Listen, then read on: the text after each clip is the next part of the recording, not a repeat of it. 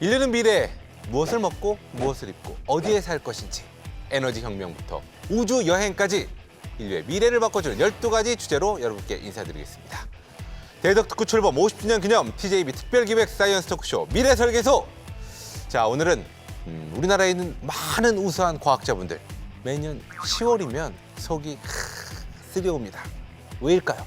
바로 노벨상 수상자가 발표되기 때문이죠.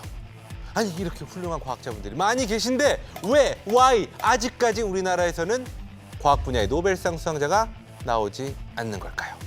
여러 가지 이유가 있겠지만 가장 대표적으로 이 기초과학 분야에 부족한 그런 지원 그리고 낮은 관심을 꼽기도 합니다. 그래서 오늘 이 시간 우리나라를 이끄는 대표 기초과학이라고 할 수 있는 이 슈퍼컴퓨터와 가속기에 대해서 이야기 나눠보겠습니다.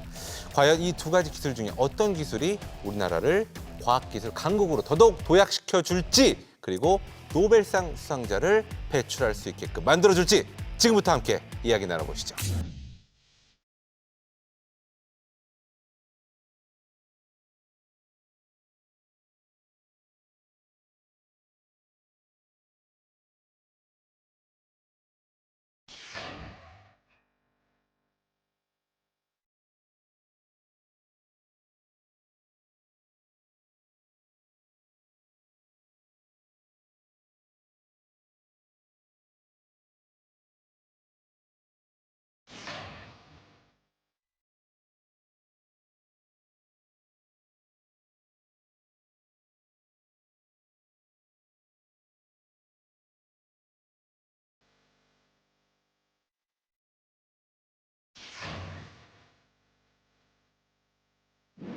자, 먼저 미래설계소의 핵심 인력 두 분을 소개해드리겠습니다. 어려운 과학을 알기 쉽게 소개해 주시는 두 분이죠. 한선아, 박기범 박사님 어서 오세요. 네, 안녕하십니까. 자, 오늘의 주인공 두 분을 소개해 드리도록 하겠습니다. 자, 먼저 모델 중에 모델은 슈퍼모델. 히어로 중에 히어로는 슈퍼맨. 그렇다면 컴퓨터 중에 컴퓨터는 그렇죠, 슈퍼컴퓨터입니다. 깜빡. 이 1초 안에 무려 120경번을 계산할 수 있는 120경번을 계산할 수 있는 이 슈퍼컴퓨터의 권위자 이식 박사님 함께해 주셨습니다. 안녕하세요. 네, 안녕하세요. 한국과학기술정보연구원 국가슈퍼컴퓨팅본부의 이식입니다.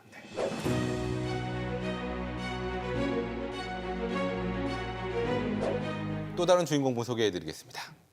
1조 5천억 원이 투자된 최대 기초과학 프로젝트 중이온 과속기.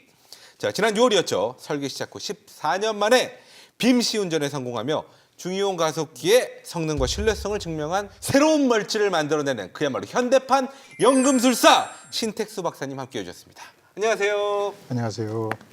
기초과학연구원 중연가속기 연구소의 신택수입니다.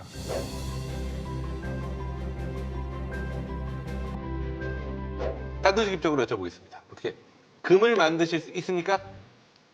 예, 가능합니다. 와우. 친하게 지냈으면 좋겠습니다. 가깝게.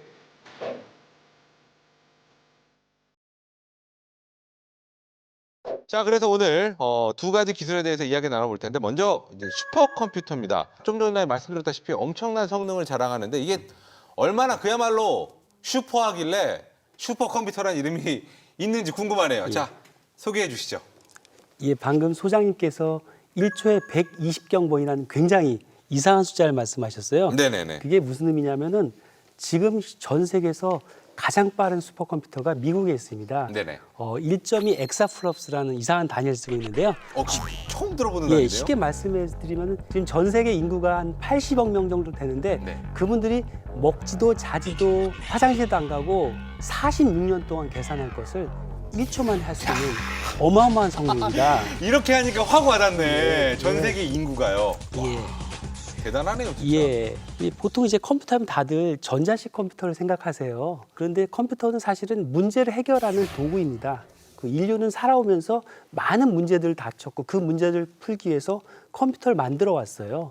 기원전 시대에는 주판을 만들어 왔고 네. 17, 18세기에는 어떤 시계에 들어가는 톱니를 이용해서 톱니식 계산기를 만들어서 문제를 해결했습니다. 그리고 이제 19세기에는 어떤 기계식 계산기를 만들었던 것이고요.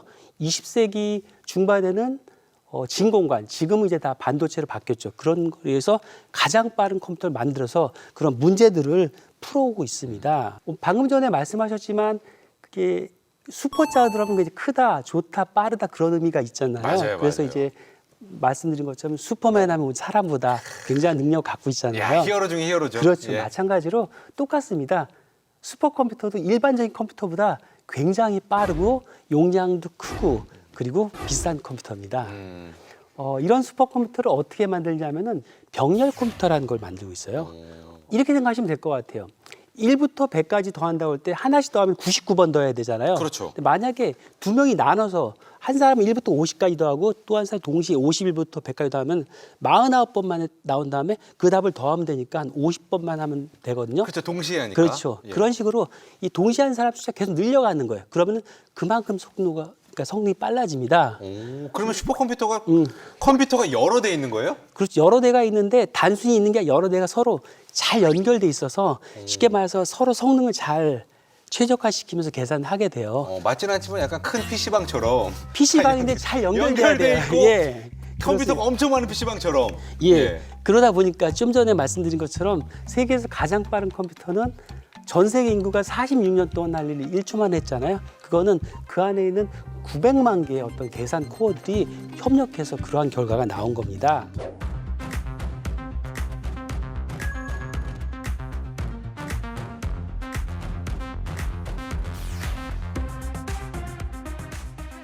슈퍼컴퓨터는 상당히 많은 분야에 쓰이고 있어요. 작게는 이제 굉장히 작은 세계는 이제 원자 단위에서부터 그다음에 어떤 분자라든지 단백질 그리고 더 크긴 자동차, 뭐 항공기 더 커지면은 지구 수준의 어떤 일기예보 더 커지면은 뭐 별이 어떻게 만들어졌나 우주가 어떻게 있어 이렇게 아주 작은 세계부터 아주 큰 세계까지 모두 다 컴퓨터 안에서 연구가 가능하다는 장점이 있습니다. 산업적으로도 많이 쓰이고 있어요. 공기청정기를 어떻게 만들고 위치를 어디에 둘까 이런 것들도 컴퓨터에서 미리 해보게 되면은 최적의 답을 찾아낼 수가 있어요. 그리고 이제 또 한 가지 보시면 알겠지만 거기 건조기예요. 건조기 안을 어떻게 만들까 이런 것도 컴퓨터에서 시뮬레이션 하게 되면은 아주 좋은 건조기를 만들 수가 있습니다. 과학이나 공학뿐만이 아니라 뭐 경제라든지 뭐 안보라든지 군사 뭐 기상 이런 다양한 분야에 슈퍼컴퓨터를 쓸 수가 있습니다. 조건 한 가지입니다. 네. 슈퍼컴퓨터는 빨리 계산하는 기계이기 때문에 모든 것들이 수식으로 잘 표현돼 있어야 돼요. 그래서 수식으로만 잘 정의돼 있다면 슈퍼컴퓨터로 빠르게 풀어서 결과를 얻을 수가 있습니다. 박사님, 근데 궁금한 게 예. 이게 계산을 한다고 하셨어요, 슈퍼컴퓨터가. 근데 예. 도대체 이게 어떤 걸 계산을 하는 건가요? 뭐 습도가 몇 퍼센트, 뭐 비가 오고 이런 게 있어서 그 데이터를 통해서 예, 계산하는 맞습니다. 건가요? 이렇게 생각하시면 될 것 같아요.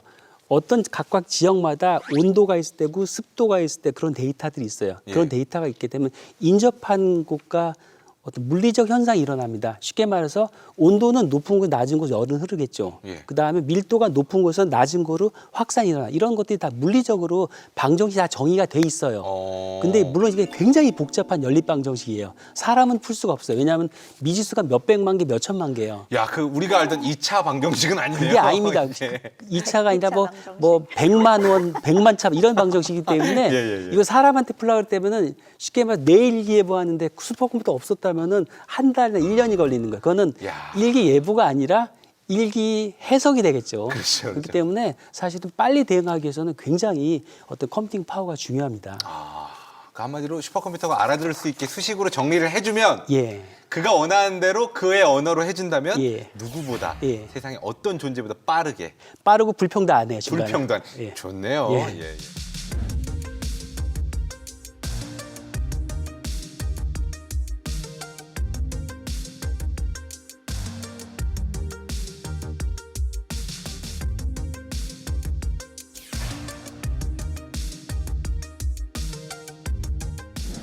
요즘 기초과학에서 이런 말이 있습니다. 연구는 장비빨이다. 아, 장비가 좋아야지 더 멀리 보고 더 작게 보고 더 깊이 보고 할 수가 있기 때문에 네네. 새로운 발견들이 일어나는 거죠. 그전에 못 봤던 것들이 보이니까.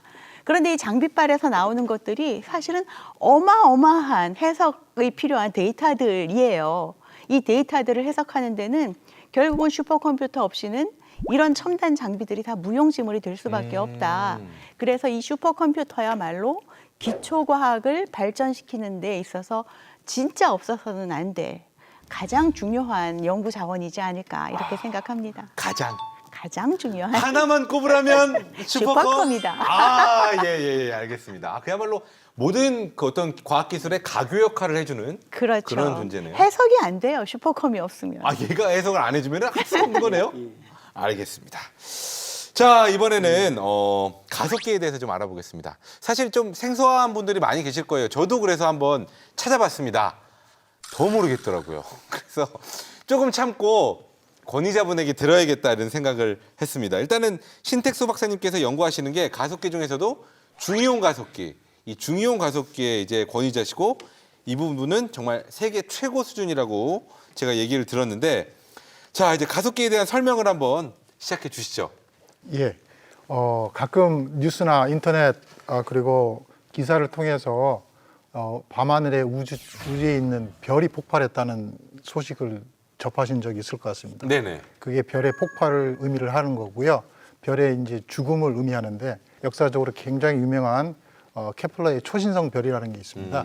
네. 제가 이 초신성 폭발에 대해서 저희가 이제 주목해야 될 한 가지 사안은 저희가 역관 조선 왕조실록에 예. 그 케플러의 초신성을 며칠 전에 정확하게 관측을 하고 그 관측 결과를 상대적인 밝기를 정확하게 표현을 해놓은 기록이 있다는 겁니다. 우리가 케플러보다 더 앞선 건가요? 맞습니다.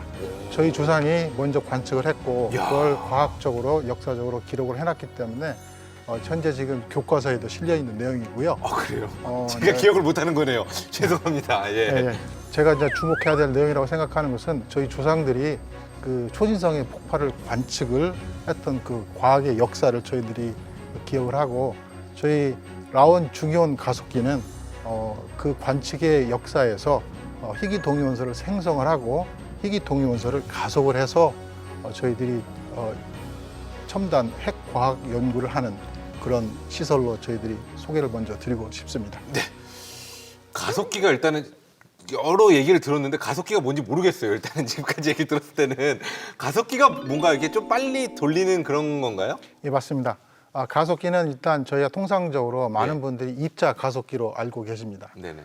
중이온 가속기는 수소보다 무거운 원소를 이온으로 만들어서 네. 그래서 그냥 무거운 중이온이라고 부릅니다. 그러니까 이온 중에 좀 무거운 이온을 가속하는 게 중이온 맞습니다. 가속기. 저희들이 만드는 가속기는 아주 작은 전자, 양성자, 그다음 중이온 같은 것들을 미시 세계의 탐구용으로 저희가 눈으로 그 물질의 속을 들여다보는 현미경과 같은 걸로 저희가 장치를 개발을 하게 되는 거고요. 네네. 저희들이 이제 이 가속기를 써서 물질의 성질도 변형을 시키고 물질도 만들기도 하는 그런 손과 똑같은 역할을 하는 그런 장치라고 보시면 됩니다. 아까 물질을 바꾼다고 하셨는데 어떤 식으로 이제 물질을 바꿀 수 있는 건가요? 저희가 이제 중이온 빔에서 중이온 빔을 가속을 해서 예. 저희가 만드는 핵 반응을 유도를 하게 됩니다. 그럼 핵 반응을 하게 되면 저희가 가지고 있는 원소들의 중성자가 붙기도 하고 떨어지기도 하고 네. 양성자가 떨어지기도 하고 붙기도 합니다. 그런 반응을 통해서 양성자가 하나 늘어나면 원소가 바뀐 거고요. 예. 중성자가 하나씩 늘어나면 동위 원소가 생성이 되는 겁니다. 그러니까 한마디로 그 어떤 물질에 이렇게 쏘는 거예요? 맞습니다. 빨리 돌려가지고 빠르게 쏴요? 속도는 그 빠르기를 결정하는 건 저희가 얼마만큼 깊이 들어갈 건가에 관련된 결정 사항이고요. 빠르게 할수록 더 깊이 있게. 맞습니다. 그러면 이걸 넣어서 이게 들어가면 새로운 물질이 되는 건가요? 새로운 물질이 생성이 되기도 하고요. 예. 그 물질에 있는 구조, 그 안에 이제 저희들이 이온이나 전자나 양성자나 그런 것들이 들어가게 되면 그 물질에 있는 원자들과 예. 상호작용을 일으킵니다. 못 보던 걸 보게 되는 거죠. 아까 별이 폭발한다 그랬죠? 예, 맞습니다. 저도 별이 폭발할 것 같이 죽겠네요. 지금 죽겠어요. 좀 도와주시면 안 돼요? 박사님 이게 무슨 말인지 모르겠어요. 좀 폭발할 것 같아요. 죽겠어요. 이게 무슨 말씀이신지 잘 아까 모르겠어요. 박사님께서 그 눈과 손, 발 말씀을 하셨잖아요. 예. 이 눈이라는 것은 사실은 우리가 어떤 물질의 내부를 보려면은 사실은 빛이 그 안에 들어갔다가 나오게 되면은 우리가 그 빛이 반사되는 걸 가지고 물체를 보는 거예요. 예. 그런데 그 안에 뭔가를 집어넣어서 그 안에 어떤 구조가 되어 있는지를 나오는 상태를 보고 파악을 할 수 있으면 새로운 눈이 생기는 거나 마찬가지거든요. 아, 뭐가 나오는 뭐 이게 들어가 있었구나. 그렇죠. 이렇게요. 들어가서 어떤 방향으로 나오는가를 보고 얘가 똑바로 서 있구나, 삐뚤어 서 있구나, 얘네가 뭐 겹쳐 있구나 이런 걸 알 수가 있는 거죠. 예, 예. 그게 눈이에요. 아. 그게 눈이고 손은 뭔가 하면 새로운 물질을 만드는 것이라고 말씀을 하셨는데 이 막 가속기를 통해서 입자를 보내서 뭔가를 깨뜨릴 수도 있고 예. 그 입자 자체가 깨질 수도 있어요. 그러면 깨지는 순간 그 입자 안에 있던 양성자와 중성자가 서로 다른 조합으로 분리가 되기도 하고 거기 있던 게 다른 곳에 가서 붙기도 하고 뭐 이러기 때문에 새로운 물질들이 변화가 생기게 생기면서, 되거든요. 그래서 이런 충돌 아주 고속으로 가속돼서 가는 것이 충돌에 의해서 새로운 물질이 생기고 새로운 물질을 만들어낼 수 있다. 이게 바로 손이다. 이렇게 이해를 하시면은 오. 박사님 맞았나요? 네, 맞습니다. 감사합니다.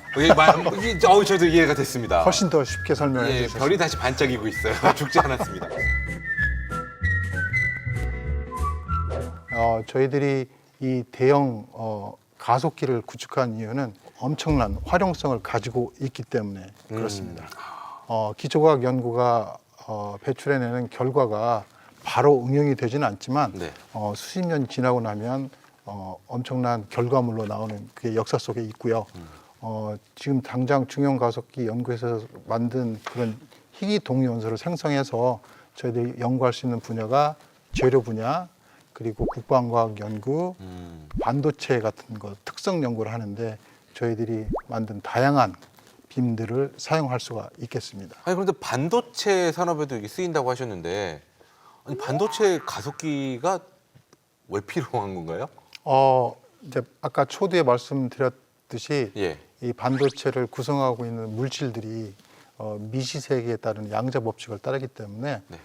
저희들이 아주 작은 입자를 반도체 재료에다가 조사를 하게 되면 예. 그 재료에 나와 있는 그 입자와 재료와의 상호작용을 통해서 반도체의 특성을 연구할 수가 있게 되겠습니다. 그것도 역시나 이렇게 그 물질 사이에 뭔가 이렇게 쏘는 건가요? 맞습니다. 오. 모든 전기를 띤 입자나 네. 그런 것들이 이제 물질에 들어가게 되면 물질이 가지고 있는 고유 성질의 물질들과 상호작용을 하게 됩니다.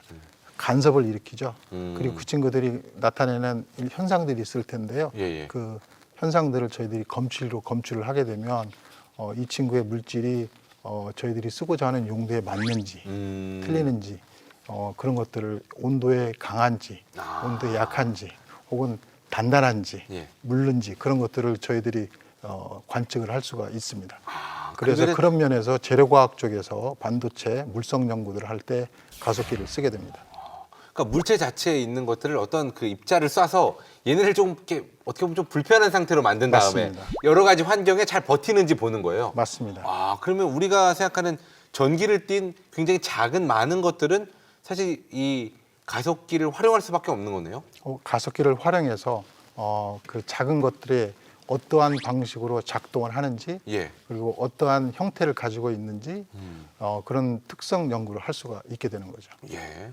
이제 반도체 같은 뭐 나노 이런 이야기 많이 하잖아요. 나노 네네. 칩, 뭐 나노 텔레비전 뭐 이렇게 나노 그런 반도체도 이제 계속 끊임없이 새로운 걸 만들고 발전을 하잖아요. 그러니까 더 작게 하고 더 많은 성능을 있고 그러면 이제 그 안에서 뭔가를 바꾸고 설계를 하기 위해서는 우리가 하고 나서 측정을 하고 해야 될 텐데 그걸 이제 실험실에서 꺼내놓고 할 수는 없고 가속기를 이용해서 이제 그 우리가 설계가 더 잘 됐는지 더 좋은 칩을 만들기 위해서 실험을 할 때 이제 사용이 될 수 있는 거죠. 일종의 여러 가지 환경적인 걸 테스트할 수 있는 맞습니다. 예. 그런 곳이 바로 이제 예. 중형 가속기에서 생성하는 빔이 여러 가지 종류가 있는데요. 예. 그 중에 이제 초고속 중성자 빔을 사용을 하면 예. 저희 국가에 가지고 있는 원자로 설계 수준은 세계 수준인데요. 예. 이제 그게 이제 차세대 원자로를 설계하기 위해서는 저희들이 원자핵 반응 데이터가 굉장히 필요하게 되고요. 네. 이제 중형 가속기에서 발생을 시키는 중성자 빔을 또 이용을 하게 되면 원자핵 반응에 대한 데이터를 정확하게 측정을 할 수가 있습니다.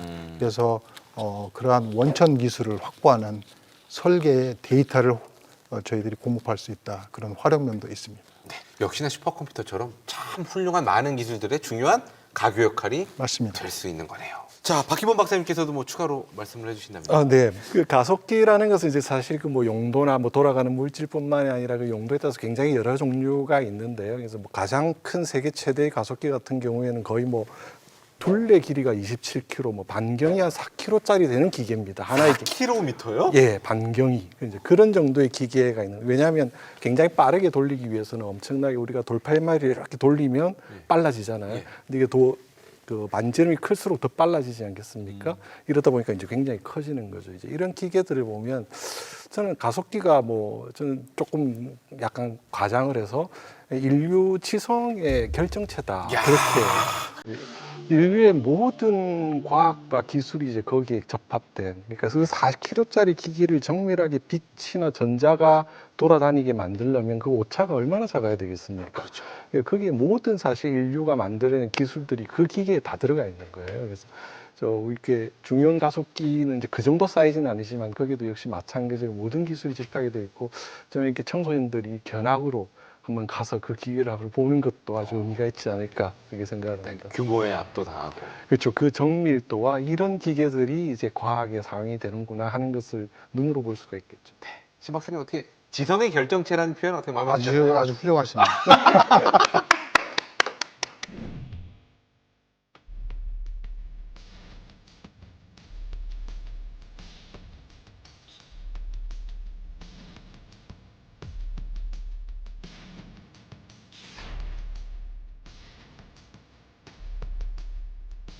자, 저희가 앞서 잠시 언급해 드렸지만 우리나라에서 이 과학 기술 분야 관련해서 노벨상 수상자가 배출되지 않았던 그런 대표적인 이유 중에 하나가 바로 이 기초과학의 어떤 부족한 부분이라고 말씀을 드렸습니다. 자, 어떻게 두 분께서도 동의를 하시는지 모르겠습니다. 그러면 자연스럽게 이런 질문을 좀 드리고 싶네요. 슈퍼컴퓨터의 도움을 받아서 노벨상을 수상한 분들이 얼마나 많이 계신가요? 아주 많아요. 아주 많아요. 예. 몇 분 정도 계시나요? 일단 직접적으로 받은 분이 2번에 걸쳐 5명이 받았고요. 예, 예, 예. 간접적으로 받은 분 너무너무 많아요. 아, 일단 예. 그럼 직접적인 분들만 한번 언급하고 넘어가겠습니다. 예, 예. 이제 2번 받았는데요. 네네. 1988년 그리고 2013년 2회 받았는데 네네. 그분들 업적은 이거예요. 기존의 화학적으로 무슨 성질이라든지 반응성은 실험할 수밖에 없었거든요. 네네. 근데 그분들은 기본적으로 양자역학 기반에서 어떤 이론을 개발하고 그 이론을 실제로 계산할 수 있게 프로그램을 만들었어요.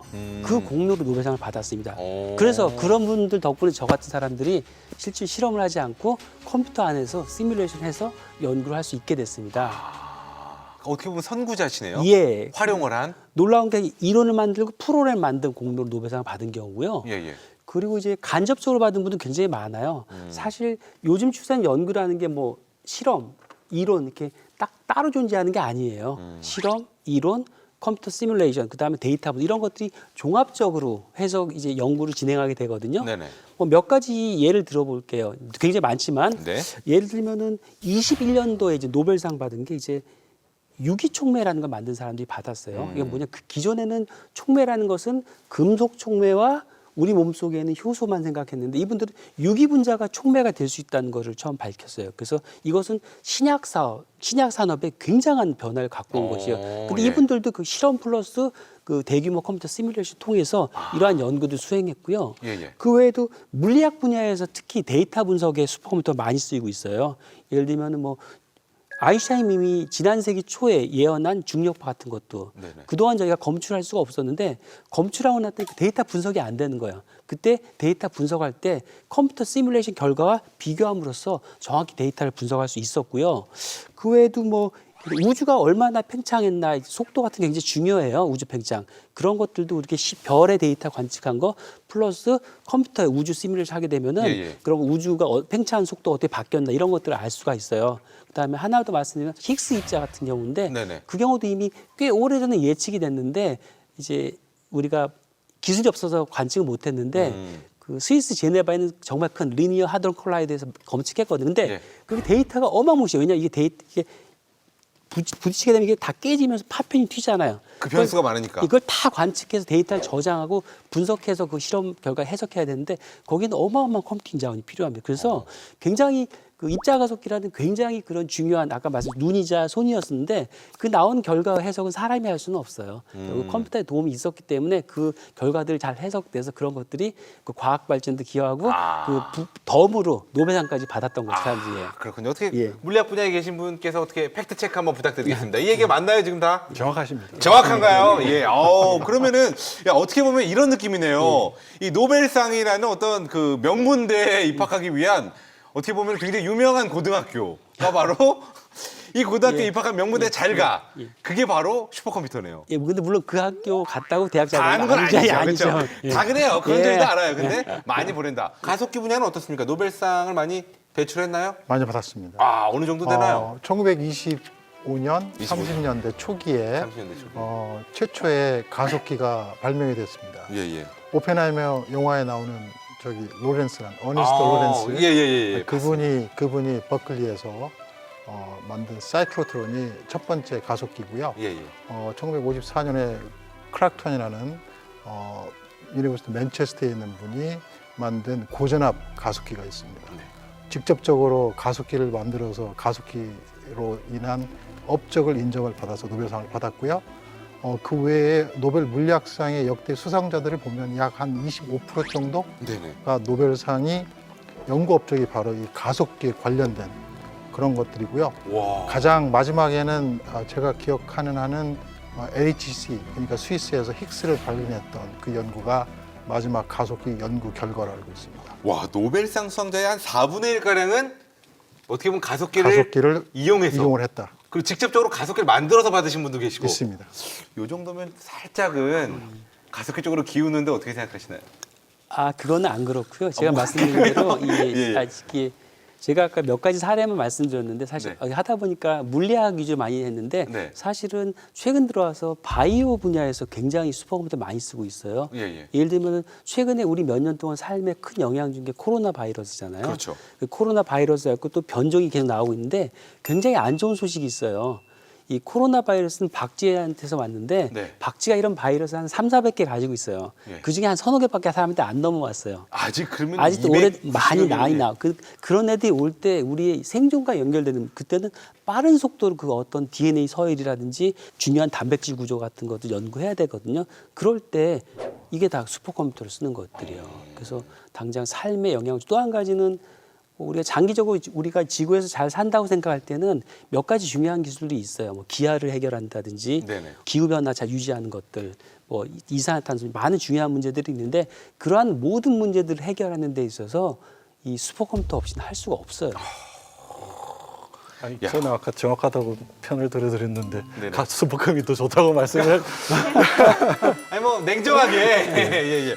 야, 먹고 사는 것부터 예. 가속기가 이제 아까 지성의 결정체라고 했는데 사실 슈퍼컴은 그렇게 치면 이제 뭐 돈의 결정체죠. 이렇게. 돈의 결정체. 예, 많은 돈을- 돈 쪽인가요? 네, 돈을 많이 들여서 이제 GPU를 막 이렇게 연결을 시키면 그게 슈퍼컴이 되는 거니까요. 네네네. 이제 그걸 어떻게 그거는 효율적으로 발로로 좀 이따 예, 듣겠습니다. 아닙니다. 효율적으로 잘 쓰느냐는 물론 사람이 달린 문제겠지만 예. 사실 그 노벨상이 슈퍼컴에 주어지지 않은 이유는 그걸 활용한 연구에 대해서는 주어지지만 그 자체에 대해서 주어지는 것은 그래서 어떤 뭐 지성이나 과학과는 조금 거리가 있다. 예. 그게 아니라 예. 노벨상이 추구하고자 하는 그 카테고리에 컴퓨터가 안 들어갈 뿐이죠. 만약에 노벨 컴퓨터상 뭐 이런 게 있었으면은 그 해마다 나왔겠죠. 근데 예, 사실은 같은 그런 이야기입니다. 쪽으로 그러니까 갈 때 뭐 노벨상에 왜 그 카테고리가 없을까를 생각하면 역시 그때 같은 당시에 이야기 컴퓨터가 되는 거죠. 없었으니까. 그러면 뭐 하나 만들까요? 이 자리에서? 아니 뭐 튜링 어워드라든가 노벨상에 예. 버금가는 이 컴퓨팅 분야의 상들은 또 따로 있습니다. 근데 노벨상이 이제 이야기가 나와가지고 제가 여기서 이제 말씀 좀 드리고 싶은 게 있어요. 그러니까 처음에 소장님께서 서두 시작할 때 이제 우리가 노벨상이 없는 이유, 이제 기초과학에 대한 관심이 적다라는 말씀하셨는데 저는 생각이 조금 다릅니다. 그러니까 지금까지 노벨 과학상을 이제 받은 국가 이런 거 보면 이제 굉장히 많아 보여요. 그런데 예를 들어 파키스탄에서 태어나신 분이 뭐 미국에서 공부를 해서 이제 그 업적으로 받으셨다고는 사실은 파키스탄의 과학 역량이라 보기는 조금 어렵거든요. 그렇게 보면 이제 대부분의 과학상들은 이제 19세기의 근대화를 이룬 그런 국가들이 이제 거의 대부분에서 이제 받는 거죠. 근데 우리가 옆나라 일본하고 굉장히 비교를 좋아하지 않습니까? 예. 근데 일본은 이제 아까 지금 이야기하고 있는 가속기 이걸 세계 두 번째로 1930년대에 만들었어요. 그래서 그렇게 이제 거의 100년에 가까운 그 역사가 있는 거거든요. 근데 이제 한국은 사실은 기초과학의 역사가 일단 굉장히 짧습니다. 우리가 지금 한국에서 뭐 최고의 연구 중심 대학이 카이스트가 이제 70년대에 만들어졌지만 그 70년대 만들어진 카이스트의 목표는 연구가 아니고 박사도 아니고 석사 인력을 교육해서 산업체에 보내는 것이 카이스트의 첫 목표였어요. 그러다가 이제 우리나라의 연구가 시작된 거는 거의 80년대부터 조금 시작돼서 한국에서 이제 우리 연구자들을 길러내기 시작한 거는 저는 90년대부터라고 이제 시작이 됩니다. 그러니까 예. 대학에서 연구를 한 것이 지금 노벨상을 받는 분들은 2000년대 초반에 그 업적이시거든요. 그렇겠네요. 그 기간은 우리나라로 치면은 이제 대학에서 연구를 본격적으로 한 게 한 10년 정도 될 때의 기간이에요. 그러니까 그 10년의 연구로 어떤 노벨상을 기대를 한다는 사실이 지금 이제 우리로서는 좀 이게 물론 이렇게 우리가 왜 못 받냐 말씀하실 수 있지만 우리는 역사가 너무나 짧다라는 것을 꼭 기억을 해야 되는 거고요. 그러니까 지원이나 무관심보다는 그렇죠. 사실은 아직 쌓인 게 부족한 쌓인 게 거고. 부족하다는 이제 부분. 그런 게 이제 90년대부터 이제 우리의 인력이 길러져서 이제 이분들이 지금 이제 왕성하게 활동을 하고 계시거든요. 이제부터 우리가 좀 이렇게 유심히 지켜본다면 이제 그런 업적을 갖는 분들이 분명히 나올 겁니다. 그럼 그렇고요. 자 도사님께서는 그 몇 년도 정도 보시나요? 우리 도사님께서는 몇 년도 보시나요? 20년 후?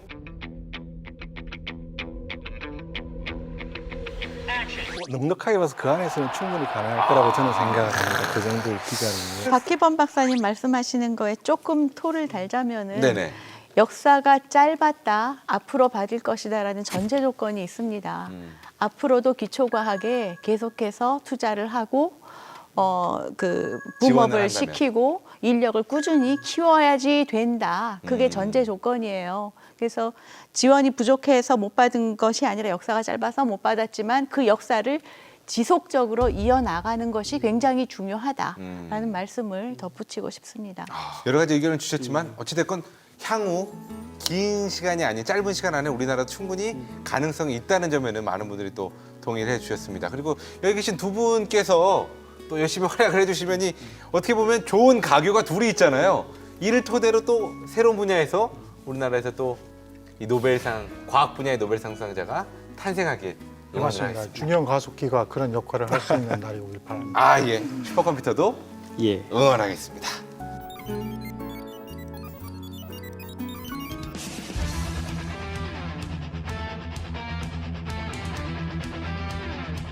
자, 이제 다음 얘기를 해보도록 하겠습니다. 이 슈퍼컴퓨터와 중형 가속기 너무나 중요한 부분이라는 거 잘 알겠습니다. 그런데 중요한 건 이 아무래도 이 비용이 아닐까 생각이 들어요. 이 자본주의 사회에서 비용을 얘기하지 않고 논할 수는 없겠죠.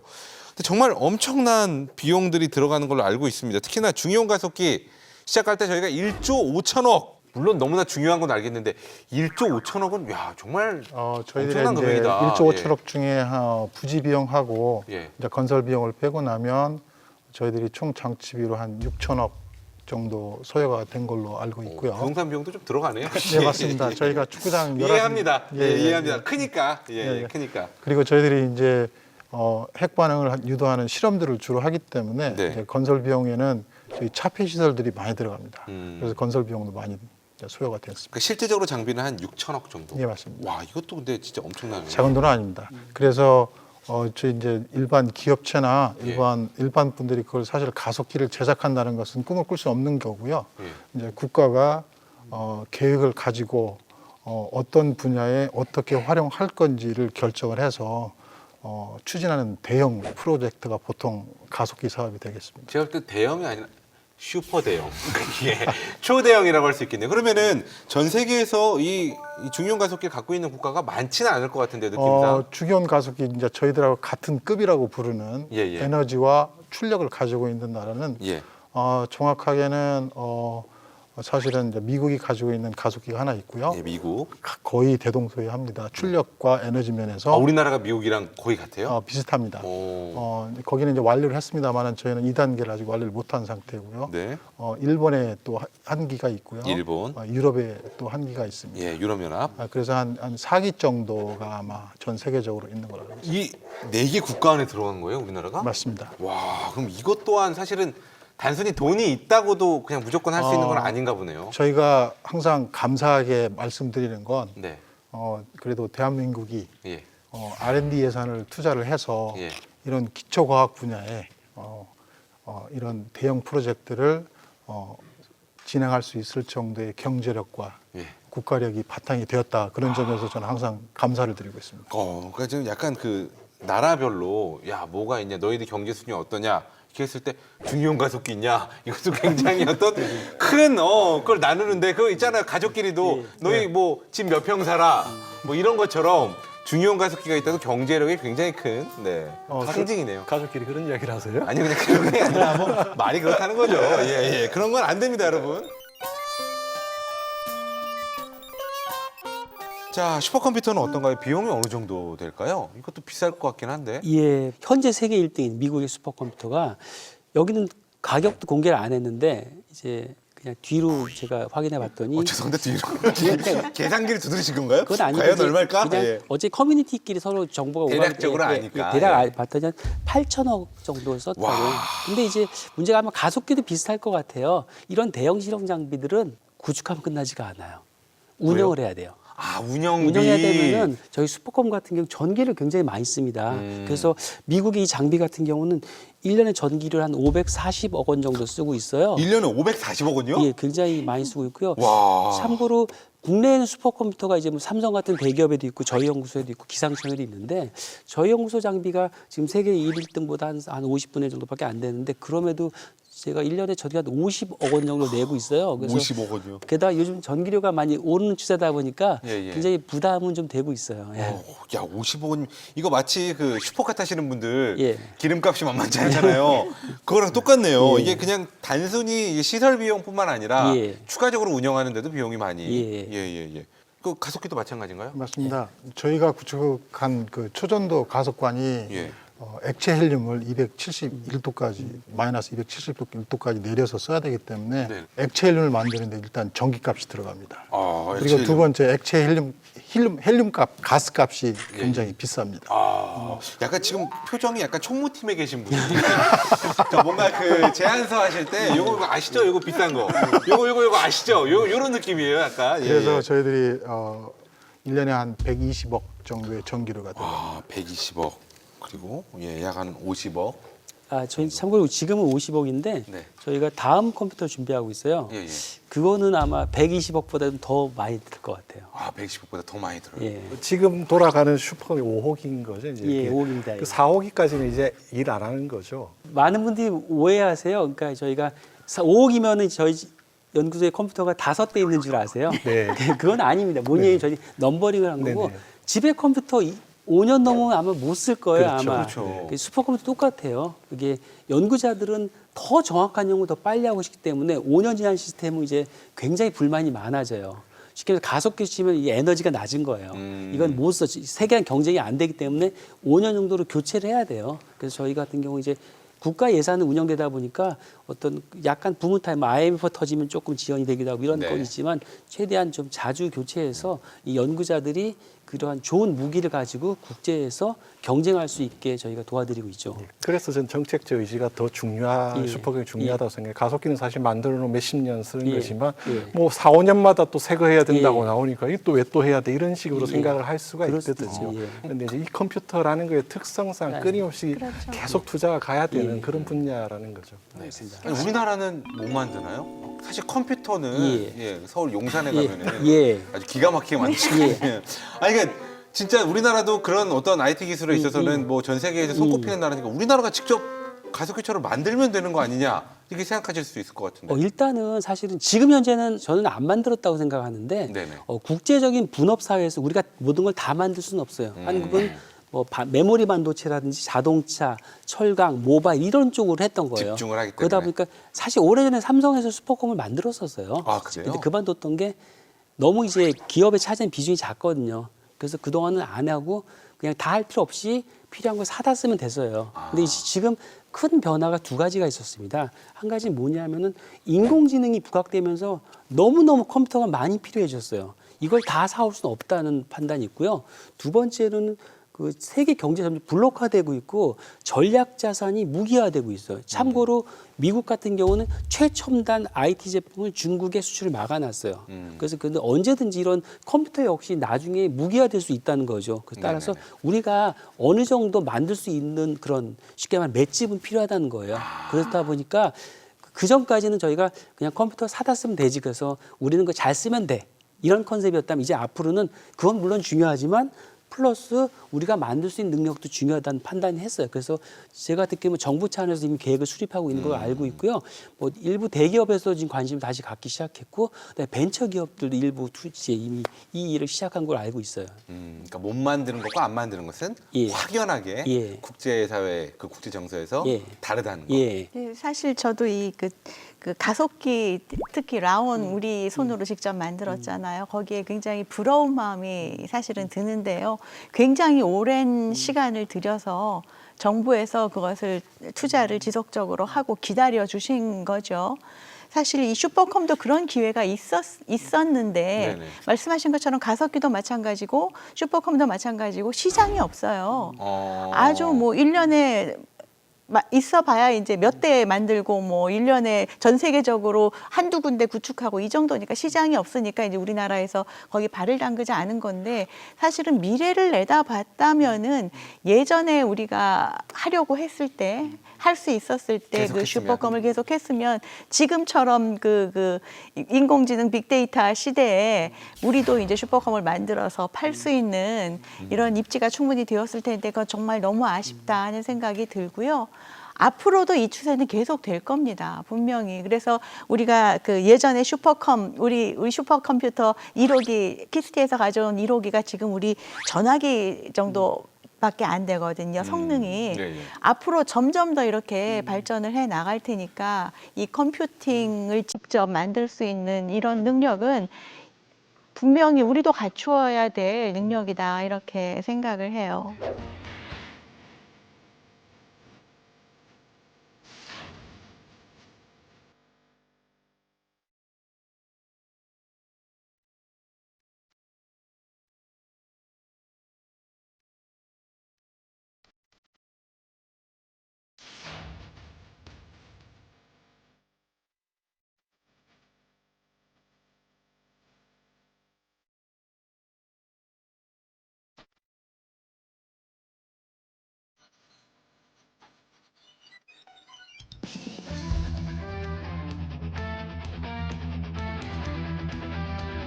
자, 그렇다면 이번에는 뭐 비용 문제, 설치 문제 모든 것이 다 해결이 되었을 때 과연 어느 분야를 활용한 과학 기술이 세계의 인정을 받느냐입니다.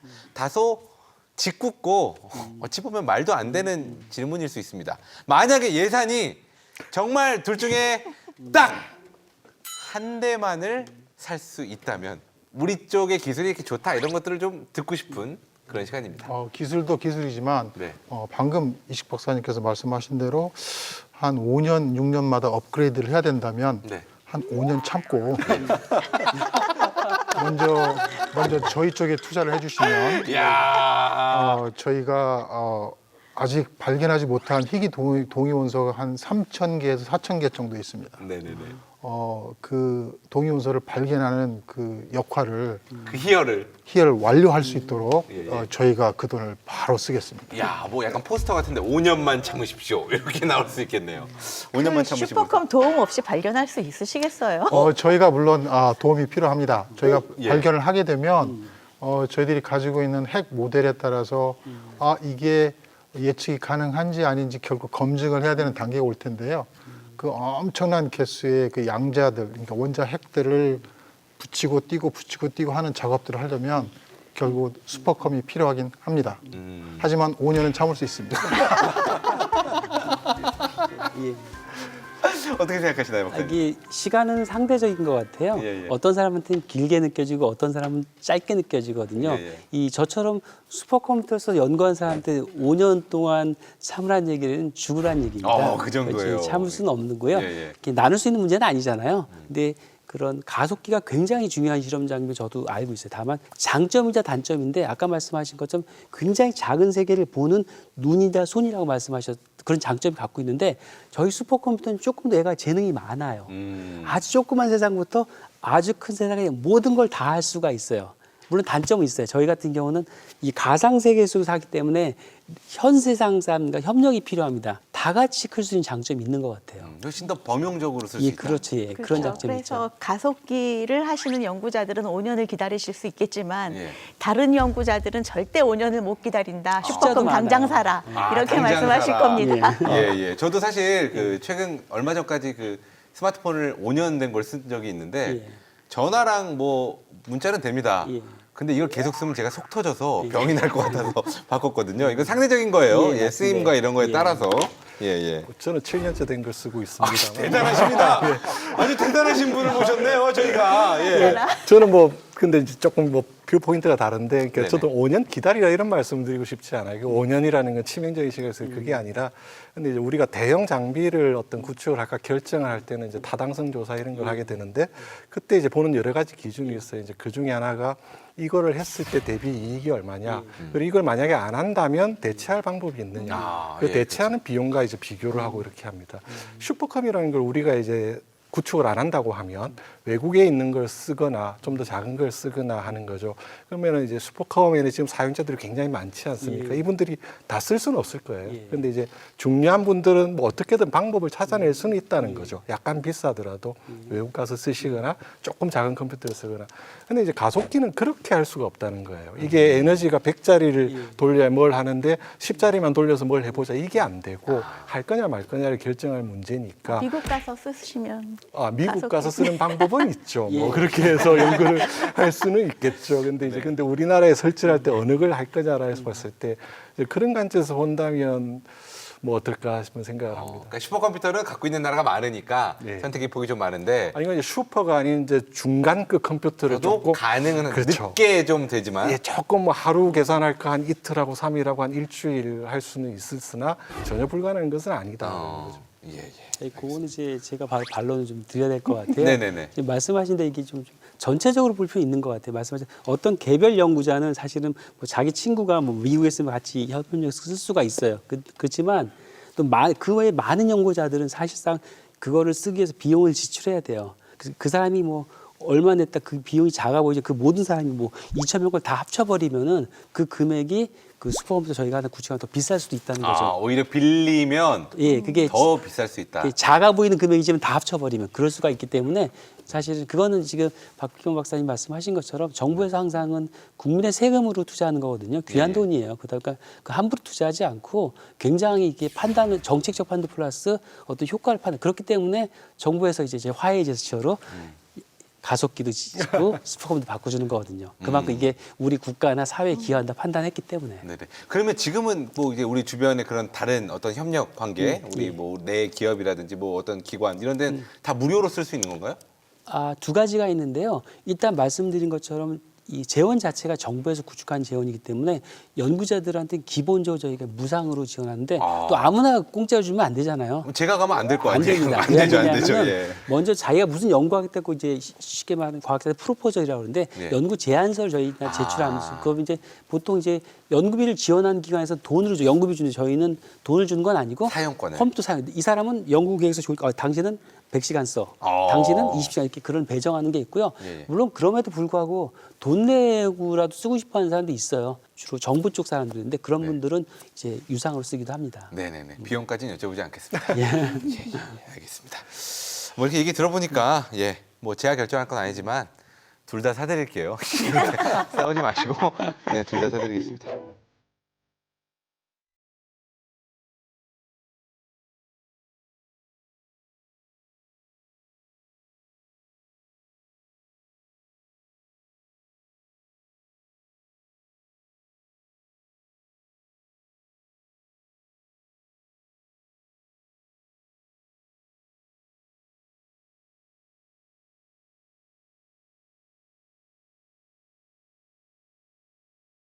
자, 오늘 뭐 슈퍼컴퓨터와 이 가속기 어떻게 보면 우리나라의 기초과학을 책임지고 있는 아주 중요한 두 축에 대해서 이야기를 나눠봤습니다.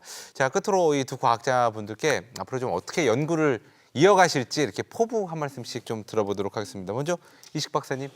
예, 저는 이제 슈퍼컴퓨터로 쓴 지 제가 33년이 됐습니다. 처음에는 이제 대학원생으로서 연구자의 한 명으로 제 연구를 하는데 화학 연구를 하는 슈퍼컴퓨터 썼는데 지금은 좀 바뀌어서 국가 차원에서 좀 슈퍼컴퓨터 잘 쓰고 하는 일들을 하고 있어요. 그러다 보니까 쉽게 말해서 국내 슈퍼컴퓨터 생태계를 좀 발전시키고 싶은 거죠. 그러다 보니까 어떤 하드웨어 쪽을 구축하는 것 플러스 연구자들, 이미 쓰고 있는 연구자는 물론이고 쓰면 더 좋은 성과를 낼 수 있도록 이렇게 꼬셔서 쓰게 하고 해드릴 그런 것까지 다 포함해서 그런 것들 계속 하고 싶고요.